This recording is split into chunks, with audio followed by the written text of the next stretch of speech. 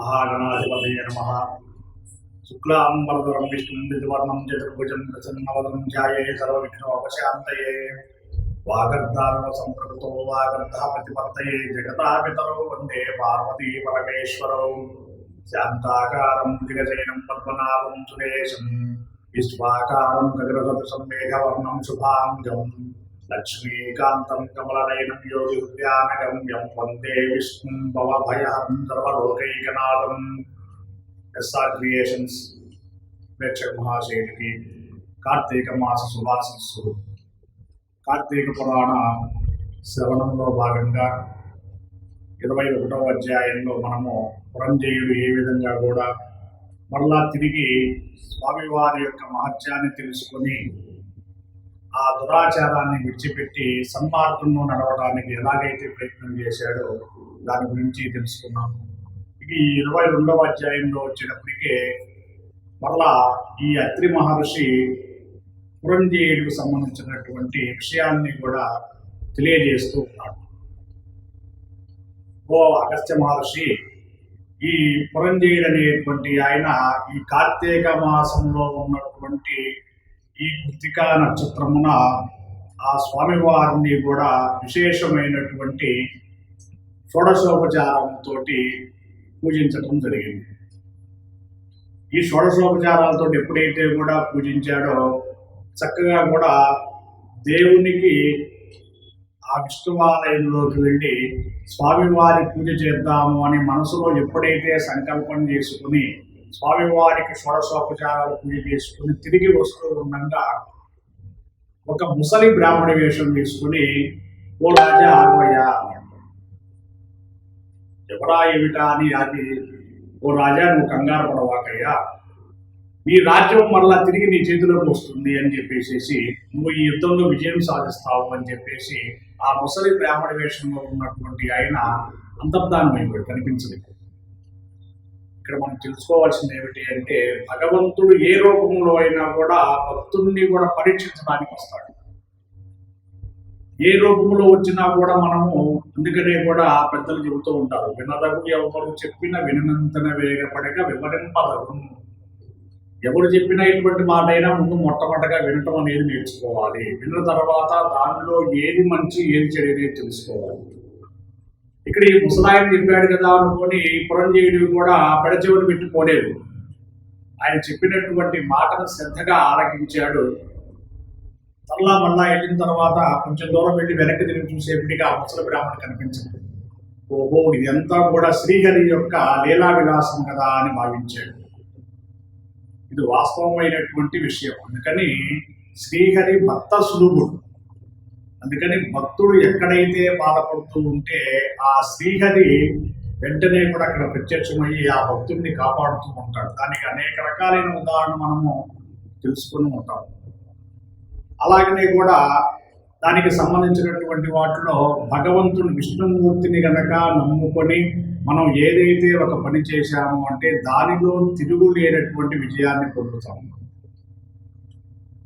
ఏ విధమైనటువంటి ఆయన మీద భారం వేసి మనం చేశామనుకోండి, ఆ విధమైనటువంటి ధర్మ మార్గంలో ఉన్నటువంటి ఫలితాలను మనం పొందుతూ ఉంటాం.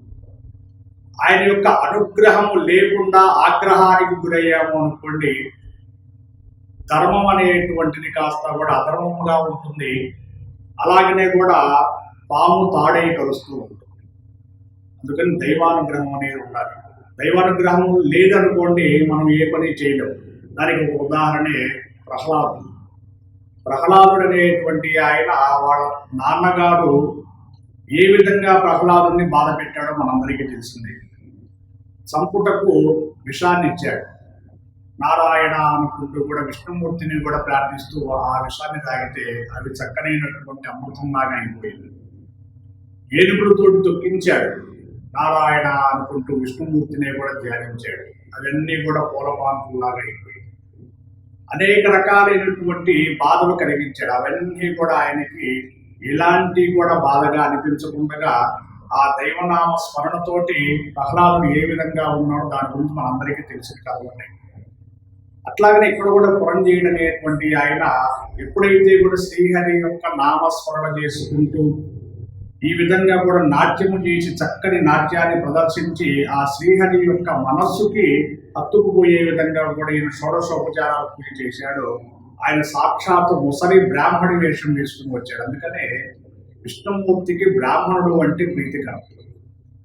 ఎందుకు ఇంత బ్రాహ్మణుడు అంటే ఎందుకయ్యా ప్రీతికరము అని ఒక వ్యక్తి సందేహం వెలబుచ్చాడు. ఎందుకు బ్రాహ్మణుడు అంటే ప్రీతికరము అంటే భగవంతుడు మంత్రము యొక్క ఆధీనంలో ఉంటాడు, ఆ మంత్రము బ్రాహ్మణుడు యొక్క ఆధీనంలో ఉంటుంది. అది ఇక్కడ విశేషం. అందువల్ల కూడా విష్ణుమూర్తికి భగవంతుడికి బ్రాహ్మణుడు అంటే అంత ప్రీతికరమైనటువంటిది. ఈ విష్ణుమూర్తి అనేటువంటి ఆయన్ని ఎప్పుడైతే కూడా సంతోషింపజేశాడో ఆ ముసలి రూపంలో వచ్చి పురంజయుడికి తెలియజేశాడు, రాజా నీ రాజ్యం మళ్ళా నీకు తిరిగి వస్తుంది, నువ్వేం బాధపడాల్సిన పని లేదు అని చెప్పాడు. ఇక మళ్ళీ సైన్యాన్ని మొత్తాన్ని కూడుకొని కాంబోజ రాజాదుల యొక్క సైన్యం మీదకి మళ్ళా యుద్ధానికి వెళ్ళిపోయాడు. ఎప్పుడైతే యుద్ధానికి వెళ్ళిపోయాడో ఈసారి ఈ శత్రురాజులందరూ కూడా పురంజయ రక్షించు, పురంజయ కాపాడు అని ఆయన కాళ్ళ మీద పడి శరణగా ఏడుకొని బతిమలాడుకుంటూ ఉన్నారు. ఇది దైవం యొక్క లీల.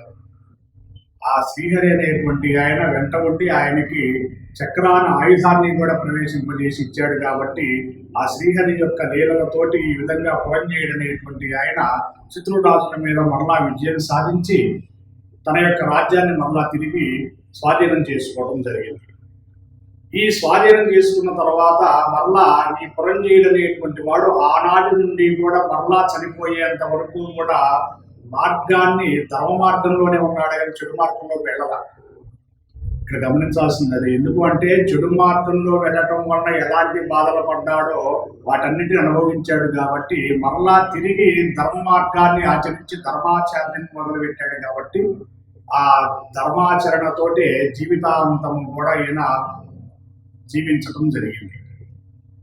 కావున ఈ కార్తీక మాసంలో మనము ఎంత చిన్న పని చేసినప్పటికీ అంత విశేషమైనటువంటి ఫలాన్ని కలిగిస్తుంది. కావున ప్రతి ఒక్కరూ కూడా సాధ్యమైనంత వరకు కూడా నదీ స్నానం చేయటం, దేవాలయంలో దీపాన్ని వెలిగించటం, లేకపోతే కనీసము కూడా చేతనైనటువంటి ఒక బ్రాహ్మణుడికి కూడా స్వయం పాకాన్ని దానముగా ఇవ్వటం, లేదనుకోండి వస్త్రదానం చేయటం, లేదు అది కూడా కుదరలేదనుకోండి ఫలదానము 2 అరటిపండ్లు దానం చేయటం, అది కూడా కుదరకపోతే నారికేయడము కొబ్బరికాయని దానం చేయడం, ఇది కూడా కుదరనటువంటి పక్షంలో ఒక యజ్ఞోపవీతాన్ని దానం చేసినా కూడా ఏ విధమైనటువంటి దానం చేసినా ఈ కార్తీక మాసంలో విశేషమైనటువంటి ఫలాలు కలుగుతాయి అనేటువంటివి ఇట్లాంటి కథల ద్వారా మనము ఎన్నో కూడా తెలుసుకుంటూ ఉన్నాం. కావున అందరూ కూడా ఈ కార్తీక మాసంలో పుణ్యఫలాన్ని కూడా పొందాలి అనేటువంటిది మా యొక్క ఆకాంక్ష. స్వస్తి ప్రజాభ్యం పరిపాలయంతం న్యాయేన మార్గేణ మహిమహిషం గోబ్రాహ్మణేభ్యో సంవత్సరించం లోకా సమస్త సుఖినో భవంతు.